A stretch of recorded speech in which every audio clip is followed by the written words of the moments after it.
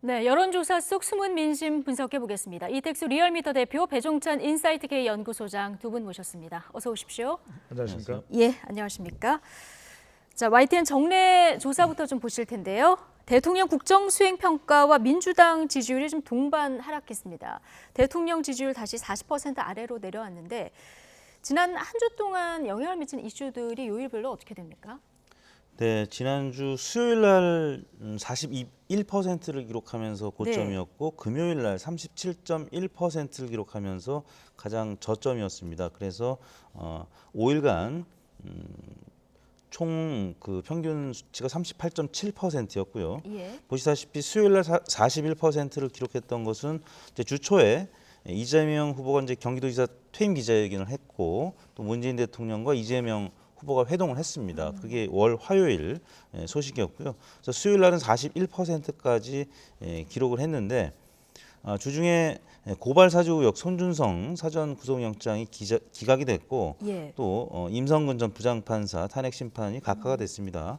그리고 이제 수요일 날 있었던 노태우 전 대통령의 국가장 결정 이런 부분은 찬반 양론이 있었는데 일단 진보층에는 조금 부정적인 영향을 미쳤던 것이 아닌가. 왜냐하면 심상정 전 정의당 대표 같은 경우는 유감을 표명을 했고요. 5월의 상처를 망각한 것이다 이렇게 입장 표명을 했는데 예. 이런 부분들은 조금 진보층에는 좀 부정적으로 영향을 미쳤을 가능성이 있어서 주 후반에는 좀 약세로 돌아섰는데 40%대를 계속 이제 기록하다가 지지난주에 39.2%를 기록했고 지난주에는 40% 선을 회복했다가 다시 10월 마지막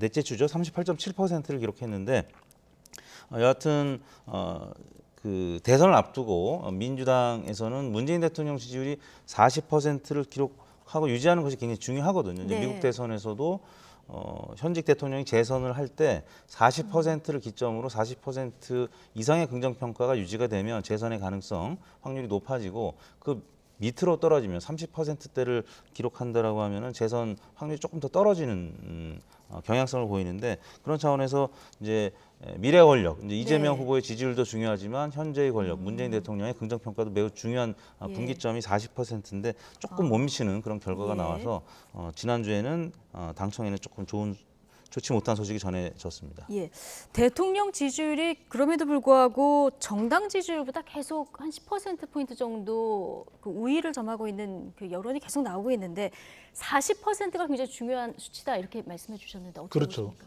우리가 30%의 법칙이라고 해서 대통령 지지율이 30%에 가까우면 정권 교체될 가능성이 더 높아지는 것이죠. 그만큼 대통령 지지율을 가지고 여당 후보가 대통령의 후광효과 마케팅을 못하는 그런 상황이 초래되는 것이거든요. 대통령의 지금 지지율을 보면은 가장 크게 국정 운영에 영향을 주는 것은 코, 경, 부입니다. 그러니까 코로나 어떤 대응을 하고 있는지 또 경제와 부동산인데 네. 부동산 이슈는 결코 지금 대통령 국정 수행에는 달가울 일은 없거든요. 좋은 정책 대안을 지금 마련하기가 예. 당장 쉽지 않기 때문에 결과적으로 문 대통령이 40%를 유지하기 위해서는 코로나 경제를 어떻게 잘 관리하느냐. 그만큼 남은 임기 동안 다른 이슈보다는 대북 이슈라고 해서 특별하게 대통령 지지율을 더 상승시키는 요인은 못 될 거예요. 예. 그럼 결과적으로는 남아있는 임기 동안 얼마만큼이나 경제를 좀 더 지표상으로 낮게 만드느냐, 예. 더 좋게 만드느냐, 또 자영업청들에게 이 코로나 관련 얼마나 보상이 이루어지느냐, 예. 이 부분이 더 영향을 미친다고 봐야 될 것이고. 대북 이슈도 사실 남북 정상회담이 내년에 만약에 또 성사가 된다거나 아니면 네. 교황이 방북을 한다던가 이런 이슈에 따라서 좀 그렇죠. 영향이 있지 않을까요? 그것은 이제 긍정적으로 예. 영향을 줄 겁니다. 하지만 이제 이런 만남은 좋은데 만남 이후에 별다른 소득의 성과가 없다, 소기의 성과가 없는 경우에는 있더라도 제한적이거든요. 그러니까 예. 지금 무엇보다도 중요한 것은 코로나, 경제 이 부분이 국정 수행에는 가장 큰 변수로 보입니다. 예. 자, 부동산 이슈도 악영향을 주는 요인이다. 이렇게 분석을 해주셨는데 지난주 보면은 국민의힘 지지도가 당 출범 이후 최고치를 기록했고 민주당은 소폭 하락했거든요. 이 대장동 여파가 좀 있다고 봐야 될까요? 대장동 여파도 계속 이어지고 있고요. 지난주 같은 경우는 아까 잠깐 언급해드린 이 공수처가 고발 사주 의혹 관련해서 손준성 검사한테 사전 구속영장을 청구했는데 기각이 되지 않았습니까? 예. 이런 부분들은 보수층의 결집, 진보층의 좀 균열 이런 부분들이 있었을 것 같고요. 아까 또 추가로 언급한 임성근 전 부장판사의 탄핵 심판 각하 이 부분도 좀 영향을 미쳤을 것 같고 교황 면담, 뭐 방북 제한 이런 소식은 문재인 대통령이나 아니면 민주당에 긍정적으로 영향을 미칠 수 있는 요인임에도 불구하고 이게 아직까지 충분히 반영되지 못했다. 금요일 날 이제 이루어졌던 만남이었고 보도였기 때문에 아마 주말 이후에 반영이 될 텐데 조사는 월요일부터 금요일까지 이루어졌다라는 점 참고하시면 좋을 것 같고요. 지금 국민의힘 같은 경우는 TV 토론을 이제 막바지까지 이제 진행을 했고 오늘부터 모바일 투표가 이제 진행이 되는데 예. 워낙 예측 불가능한 경선 흐름을 보이고 있기 때문에 그러니까 민심은 홍준표 후보가 이제 소폭 오차 범위를 넘나드는 수준으로 앞서고 있는데 또 국민의힘 지지층에서는 윤석열 후보가 또 많이 앞서는 그래서 저희 같은 여론조사 전문가들도 좀 입장들이 갈리거든요. 예. 윤이냐 홍이냐 누가 당선될 것이냐. 네. 지금 예측이 어려운 상황이기 때문에 국민들의 관심이 더 높아진 것 같습니다. 그래서 네. 국민들의 참여도도 높아지고 지난 금요일자 정당 지지율을 보면 국민의힘 지지율이 매우 높게 예. 치솟은 것을 볼 수가 있거든요. 그런 차원에서 국민의힘이 전 고점이 10월 둘째 주에 41.2%로 최고치였는데 그걸 다시 경신하는 그런 결과를 나타냈습니다. 예. 마지막 경선 절차가 진행되고 있기 때문에 지금 이 효과 때문에 조금 더 국민의힘 지지율이 올라갔다 이런 분석도 네. 지금 해주셨는데요. 말씀하신 대로 투표는 이미 시작됐고요. 나흘 네. 동안 투표가 이루어지는 이런 상황입니다. 후보들마다 마지막 그 출사표를 강하게 이렇게 얘기를 했는데 저희가 한번 정리를 해봤거든요. 보시면 윤석열 후보는 법치만은 내가 확실히 세우겠다 이런 얘기를 했고요. 홍준표 후보는 패거리 정치 문화로부터의 타파. 이건 아마도 윤석열 후보 측에 좀 현역 의원들이 많이 가 있기 때문에 이 부분을 겨냥한 게 아닌가 싶기도 하고 유승민 후보는 민심을 확실히 추월할 자신이 나한테 있다. 원희룡 압승 넘어서 부패 몸통 압송할 것. 뭐 원희룡 후보는 계속 이재명 후보만 공격하고 있는 이런 모습인데 확실히 이제 방점이 좀 각각 다르게 찍힌 것 같습니다. 자, 오늘부터 이미 모바일 투표를 시작했는데 투표율이 40%를 지금 제가 코를 잘 못 들었는데 40%, 40.1%까지 지금 네. 올라갔다고 합니다. 굉장히 높은 편이라면서요? 적극적인 관심이라고 봐야 되겠죠. 예. 그만큼 이제 새 대결이 일어나고 있고 또 모바일 투표가 이제는 어떤 연령대든 익숙해졌다 이렇게 볼 수 있다 하더라도 모바일 투표 참여율이 높다는 것은 이 새 대결 가운데서도 주목해야 될 건 두 개라고 네. 봐야 될 겁니다. 하나는 2030 세대 당원들의 투표가 얼마나 적극적으로 일어나고 있느냐. 네. 이 부분은 홍준표 후보뿐만 아니라 윤석열 후보에게도 또 상대적으로 영향을 줄 수 있거든요. 2030 세대에는 좀 유리한 국면을 이끌어가고 있다는 홍준표 후보 그리고 윤석열 후보는 좀 연령대가 높은 당원들에게 더 영향력이 있다, 경쟁력이 있다 이런 두 후보 간의 서로 다른 지지율 경쟁의 또 결과가 어떻게 전개되는지도 볼 수 있고 정말 이번 경선에서 중요한 표심 누군지 아십니까? 여성입니다. 여성은 예. 어느 후보 쪽으로도 쏠려 있지 않거든요. 그렇다면 20대, 30대 그리고 50대, 60대, 70대 이상의 여성 당원의 비율이 어느 정도인지도 구체적으로 파악되지 않고 있고 국민 여론조사에서도 여성은 어느 한쪽으로 기울어지지 않고 있습니다. 예. 그런 만큼 당원에서도 여성 연령대를 달리하면서 그리고 국민 여론조사에서도 여성이 누구에게 더 힘을 실어주느냐 가장 결정적인 변수가 될 가능성이 높습니다. 예. 오늘 이준석 대표가 투표율 70%를 넘기면은 탄수화물을 끊을 것이다. 때 아닌 뭐 다이어트 공약까지 내건 이런 상황인데요. 어쨌든 투표율이 좀 높은 상황이다. 이런 분석을 해주셨고 이게 오늘 책임당원 이제 모바일 투표가 오늘 내일 진행이 되지 네. 않습니까? 근데 책임당원 ARS 전화 투표도 있고 국민 여론조사도 해야 되는데 일정을 조금 정리를 해볼까요? 네, 이제 월, 화, 수, 목 예. 이렇게 모바일 투표 여론조사가 진행이 되는데요. 일단 모바일로 링크를 받아서 예. 투표하는 아마 젊은 층에 조금 익숙한 방식일 겁니다. 그게 이제 월화 그리고 이게 책임당원에 하는 네, 예. 책임 당원 분들이 지금 지난 2차 컷오프 때는 이제 30만 명대였는데 예. 지금 50만 명대로 늘어났다는 상당히 이제 늘었군요. 예. 보도가 있었고요. 그러니까 이준석 당대표가 뽑혔던 6월 11일 때는 20만 명대였는데 지금 그때 비하면 2배 가량 늘어난 수치라고 하는데 그분들 이제 책임 당원분들이 월요일 화요일 날 모바일로 투표를 하고 그때 네. 못 하신 분들한테는 ARS 전화로 모바일 투표를 미처 못하신 분들한테 네, 이제 ARS로, 전화로 이제 예. 투표를 하게 되는 전화로 예. 일종의 여론조사 방식의 투표인 것이죠. 네. 그리고 이제 같은 목요일 날 여론조사, 근데 전화 면접 조사로 이제 진행이 되는 여론조사입니다. ARS 조사가 아니고 전화 면접 조사 그리고 또 재질문이 있는 그래서 지금 이 네 후보 중에 한 명을 뽑게 되는 것인데 지금 최근에 ARS 조사에서는 홍윤 이 사지선다에서 두 후보 간의 격차가 10% 미만이었다면 전화 면접으로 발표된 한 세 군데 최근 세 군데 거를 제가 보니까 모름 응답을 제외하면 대략 10%포인트의 격차입니다. 그렇다면 예. 이 월, 화, 수목에 진행이 되는 모바일 투표와 ARS 투표 당원들이 이제 투표를 하게 되는데 이분들이 이제 10% 미만으로 만약에 홍준표 후보가 윤석열 후보한테 10% 미만으로 만약에 패배하거나 이제 거기서 이기면 홍이 되는 것이고 예. 만약에 윤 후보가 홍 후보를 10% 이상 앞서게 되면 그러면 50대 50의 반영 비율이기 때문에 윤 후보가 되는 겁니다. 근데 예. 당원들 여론조사는 저희 조사위원들이 해본 적이 없기 때문에 그 부분과 관련해서 지금 많은 그런 추론들이 나오고 있는 것 같습니다. 그러니까요. 조사 방법에 따라서도 지금 여론 추이가 조금씩 다르고요. 네. 워낙 박빙이다 보니까 좀 네. 예측하기가 쉽지는 않은 상황인데 오늘 나온 국민의힘 후보 경쟁력도 보시면 전체 경쟁력에서는 홍준표 후보가 지금 높은 수치고요. 근데 국민의힘 지지층으로 좁혀보면 또 윤석열 후보가 높은 상황. 이게 좀 추세적으로는 이런 흐름이 나타나고 있거든요. 그렇죠. 계속 예. 추세적으로는 국민의힘 후보만 놓고 보면 이제 사지선다형으로 본선 경쟁력을 물어볼 때는 홍준표 후보가 오차 범위 내이더라도 가장 앞서는 결과가 나오고 있고 앞서 이제 이택수 대표가 말씀하셨던 대로 이 국민 경선 여론조사인 경우에는 무응답 부분은 제외를 하게 되거든요. 예. 다시 이제 조정해서 비율을 산출하게 되면은 홍준표 후보가 대체적으로 최근 나오는 여론조사 결과를 종합해 보면 약 10% 가량 앞선다 예. 이런 얘기를 할 수가 있는 겁니다.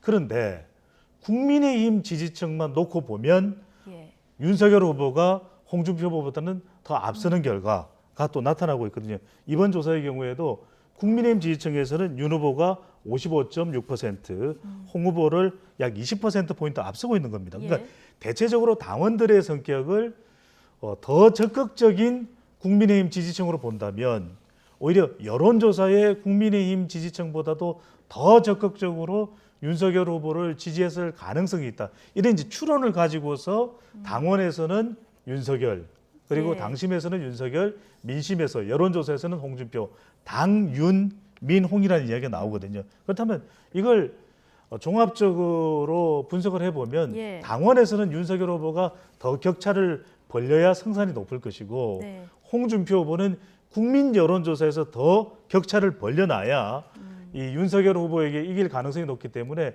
막판까지 알 수는 없습니다. 말 그대로 예. 깻잎 한 장, 또 머리카락 한 올 차이 네. 이런 이야기를 하는데 적어도 예. 그래도 당원 표심은 이게 겉으로 드러난 것이 없기 때문에 네. 이 부분에 누가 더 마음을 당심을 가져냐 조금이라도 더 이 부분이 네. 더 중요해지겠죠. 조직이냐 바람이냐 당심은 어디로 가느냐 여러 가지 변수가 있기 때문에 이건 실제 뚜껑을 열어봐야 정말 네. 알 수 있을 것 같고요. 어제 있었던 마지막 TV 토론에서는 누가 더 본선 경쟁력이 있나를 두고 홍준표, 윤석열, 홍준표 양간 두 후보 간의 설전이 이어졌습니다. 잠시 보고 오시겠습니다. 윤 후보님 요즘 뭐 내가 참 언짢겠지만 상구팔이라는 후보란 그 이야기 들어보셨죠? 20대에는 3%, 30대에는 9%, 40대에는 8%. 그거 가지고 본선 치르기 어렵습니다. 홍준표라고 안 하고 꿔준표라 그래서 본선에 가서는 전부 민주당 찍을 사람들인데 그걸 확장성이라고 생각을 하십니까? 398대 꿔준표. 지금 홍준표 후보는 윤석열 후보가 20대에서 40대 투표율 지지율이 굉장히 낮다 이렇게 지적을 하고 있고요. 윤석열 후보는 이른바 민주당 역선택 이 문제를 좀 지적하고 있는 거 아니겠습니까? 네. 이 두 가지 변수는 어느 정도 영향력이 있을까요?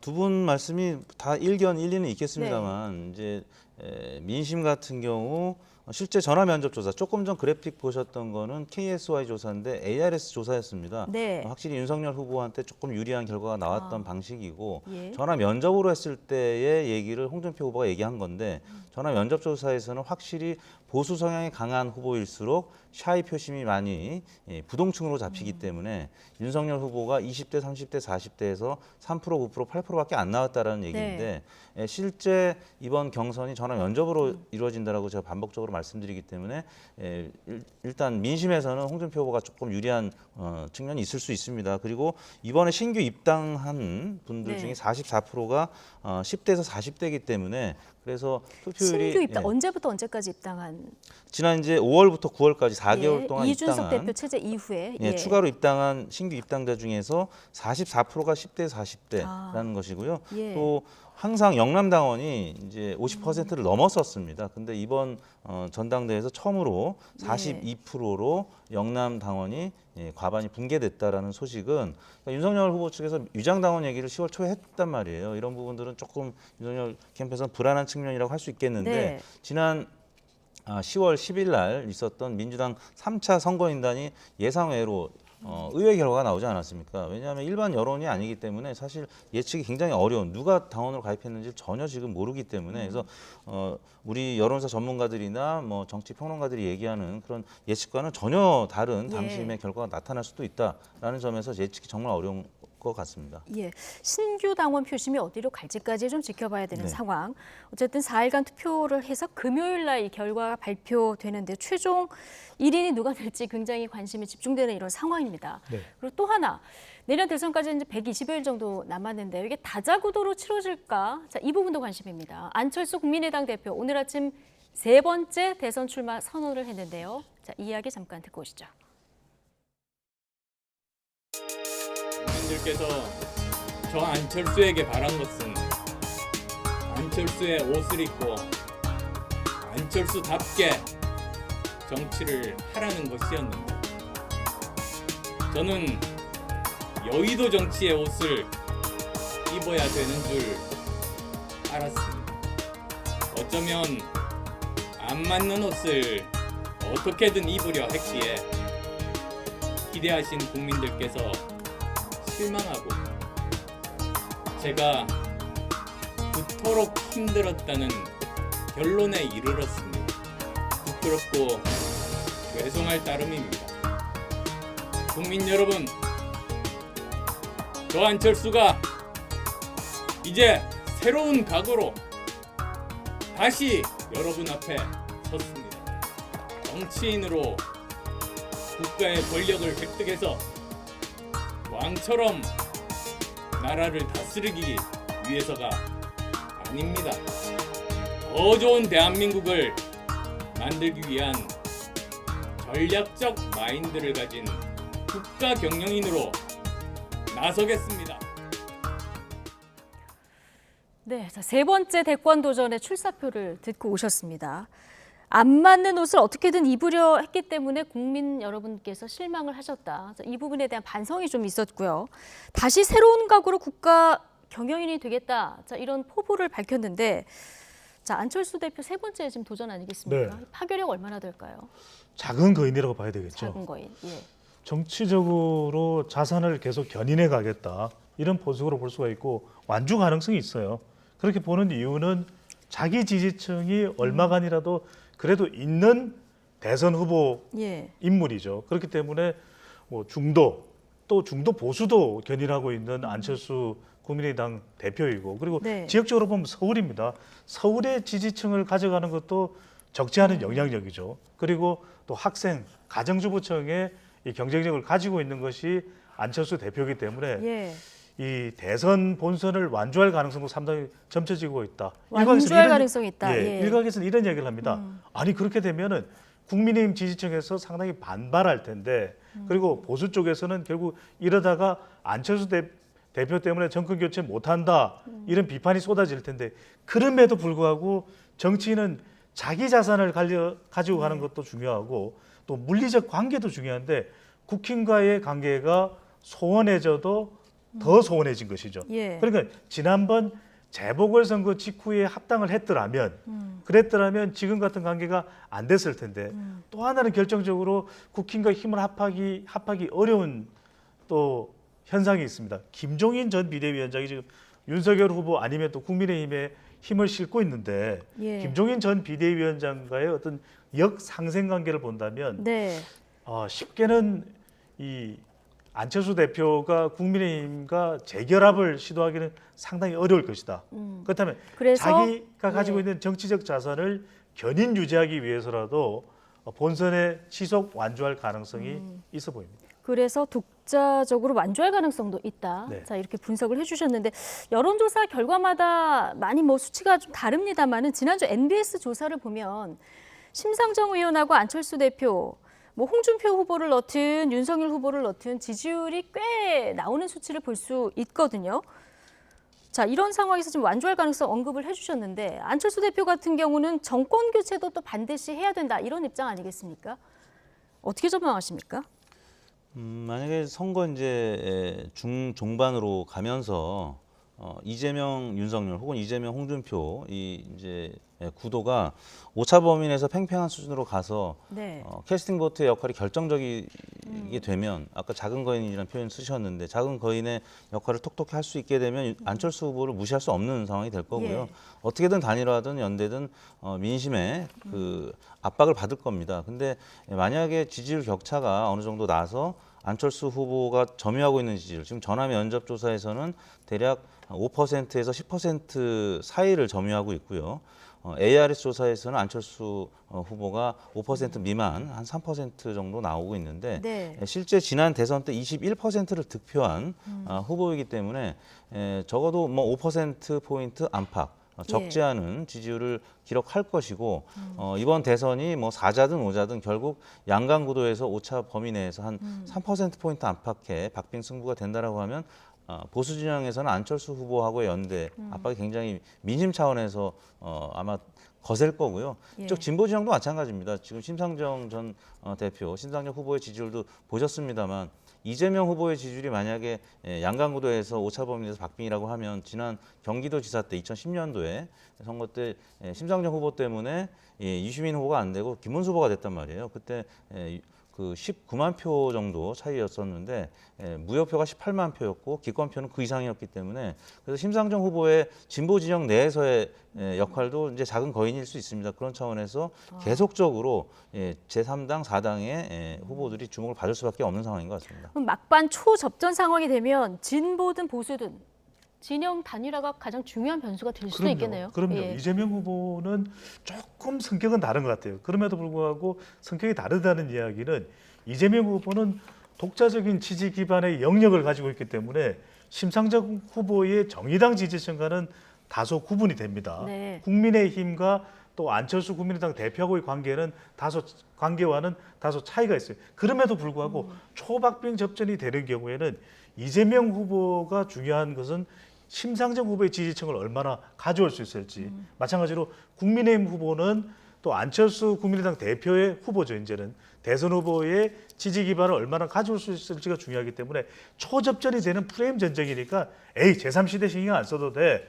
제3지대에 안철수, 심상정, 김동연 괜찮아. 우리 무시해도 돼. 그게 아니라는 거죠. 예. 오히려 1, 2%가 중요해지는 이 상황에서 단일화가 된다면 말 그대로 활용 점정이 될 수 있을 테고 예. 단일화가 되지 않는다 하더라도 지지층을 가져올 수 있을 정도의 경쟁력이 만들어진다면 좋을 텐데 그렇지 못하다면 말 그대로 낭패가 될 수 있는 것이죠.